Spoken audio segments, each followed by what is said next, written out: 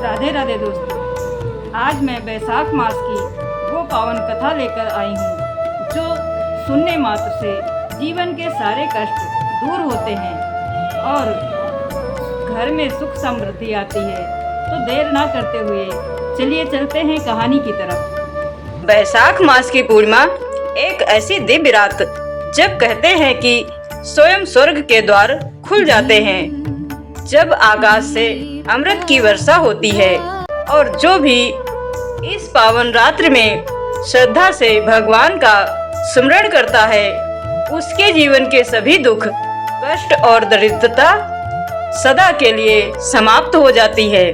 शास्त्रों में कहा गया है कि इसी दिन भगवान बुद्ध का अवतरण हुआ था और यही कारण है कि इस पूर्णिमा को बुद्ध पूर्णिमा और सत्य विनायक पूर्णिमा भी कहा जाता है। कहते हैं कि आज की रात जो भी व्यक्ति इस कथा को श्रद्धा भाव से सुनता है उसे अश्वमेध यज्ञ के समान पुण्य प्राप्त होता है। तो आइए आज की इस पावन रात्रि में हम सुनते हैं बैसाख पूर्णिमा की वह अद्भुत कथा जो आपके जीवन को बदल सकती है। प्रेम से बोलिए नमो भगवते वासुदेवाय नमः। प्राचीन काल की बात है।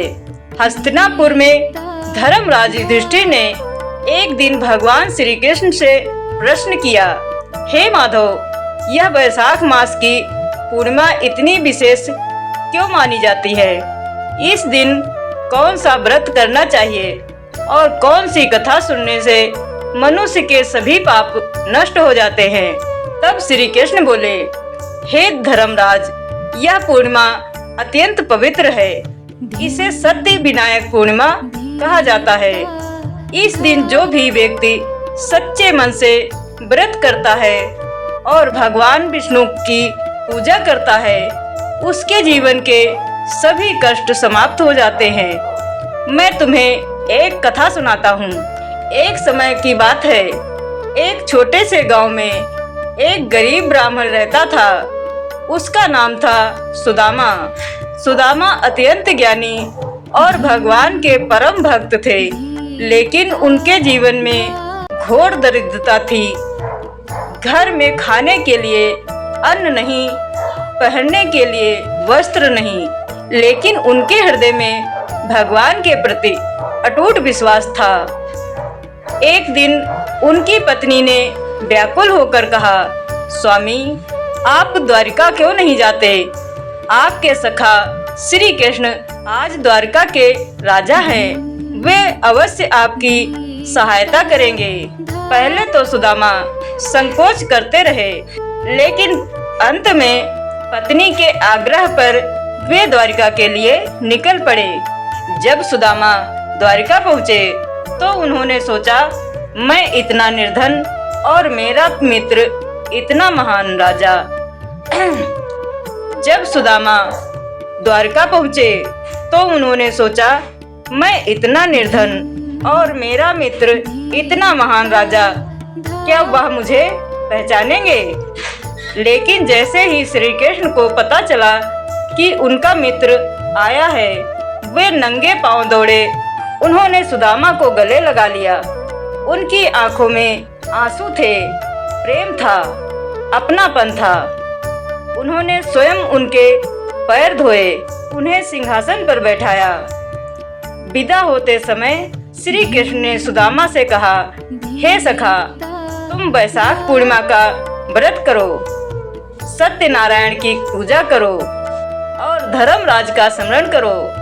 जो भी व्यक्ति इस दिन व्रत करता है उसे यमलोक के कष्ट नहीं भोगने पड़ते और उसके घर में कभी धन धान्य की कमी नहीं रहती। सुदामा ने पूरे श्रद्धा भाव से व्रत किया और जब वे अपने घर लौटे तो उन्होंने देखा उनकी टूटी फूटी झोपड़ी अब एक भव्य महल में बदल चुकी थी। जहाँ पहले भूख थी वहाँ अब समृद्धि थी। जहाँ पहले दुख था वहाँ अब आनंद था। यह सब बैसाख पूर्णिमा के व्रत का ही प्रभाव था। भक्तों, यह केवल एक कथा नहीं है, यह विश्वास की शक्ति है। जब मनुष्य सच्चे मन से भगवान को याद करता है तो उसकी किस्मत भी बदल जाती है। वैशाख पूर्णिमा हमें सिखाती है श्रद्धा, भक्ति और दान यही जीवन का सच्चा मार्ग है। भक्तों, आज के दिन कुछ विशेष कार्य अवश्य करें। सुबह ब्रह्म मुहूर्त में उठकर गंगा या किसी पवित्र नदी में स्नान करें।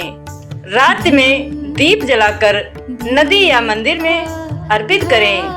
गर्मी के इस समय प्यासों को पानी पिलाना सबसे बड़ा पुण्य है। घर में सत्यनारायण भगवान की कथा अवश्य सुने। रात्रि में चंद्रमा को जल अर्पित करें। इससे घर में सुख, समृद्धि और शांति आती है। तो भक्तों, यह थी वैशाख पूर्णिमा की पावन कथा। यह केवल एक व्रत नहीं बल्कि जीवन को बदलने का एक अवसर है। अगर आपने यह कथा श्रद्धा से सुनी है तो विश्वास रखिए आपके जीवन में भी सुख और समृद्धि अवश्य आएगी। कमेंट में लिखें जय श्री हरि। इस वीडियो को अपने परिवार और मित्रों के साथ जरूर साझा करें। मैं आपकी मित्र पुष्पा कंचन फिर मिलूंगी एक नई और दिव्य कथा के साथ। तब तक के लिए खुश रहिए, मस्त रहिए और भक्ति में डूब जाइए। जय श्री कृष्ण।